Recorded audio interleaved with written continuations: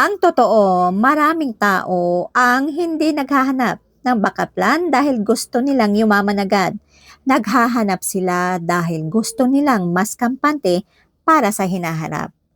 Sa dami ng unexpected na nangyayari ngayon, na-realize nila na mas delikado ang umasa sa iisang source lang.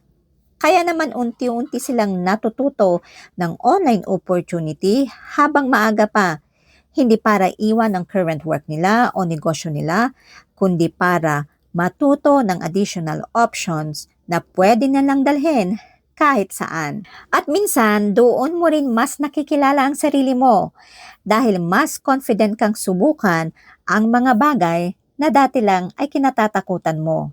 At minsan, doon mo din mas nakikilala ang sarili mo dahil mas confident ka na subukan ang mga bagay na dati ay kinatatakutan mo lang.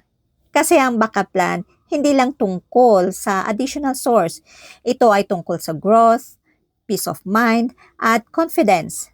Kaya kung gusto mo ring matuto ng ganitong online opportunity at malaman kung paano nagsimula kahit beginner, message mo lang ako. Malay mo, eto na pala yung sign mo para magsimula kahit paunti-unti.